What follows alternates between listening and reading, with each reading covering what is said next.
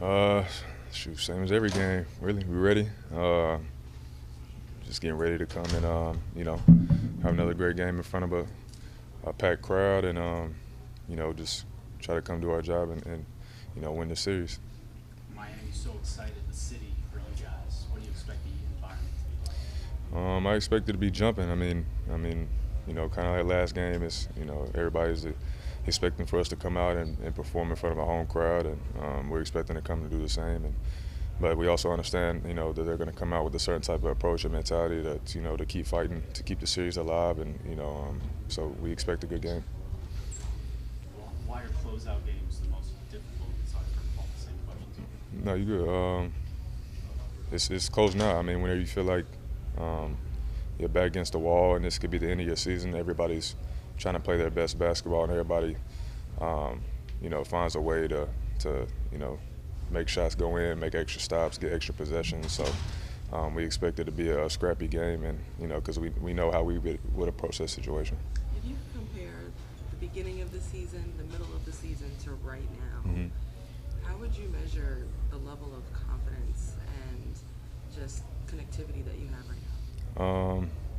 Definitely a lot of different levels, a lot of moving pieces, and mentally it's a roller coaster. Like when you're 82 games, a long season, then you got the postseason, and you're not always shooting the best throughout the season. You're not always winning games throughout the season. So to get to this point, knowing what this team and myself and the rest of the guys have been through up to this point is it's a gratifying feeling. But it's also an unsettling feeling knowing that you kind of got a decent amount of ways to go to get to where you're trying to get to. So, but you can be proud of ourselves to get to this point, but not be content for sure.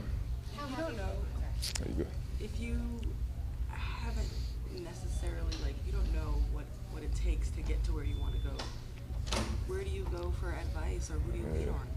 You that's why we got the guys in the locker room. You got guys like OG and Jimmy, and even Bam going to the finals 2-3 years ago, and most of this locker room and this organization are winning players and winning staff. So you lean on those guys to prep you mentally to prepare for things that you haven't been through before. And so those guys have done a great job preparing me mentally, almost to the point where I feel like I've been through it before. And that's the luxury of having vets and coming from a winning organization, because they've obviously been there and paved the way to get to where we're trying to go to right now. So you definitely lean on them a bunch.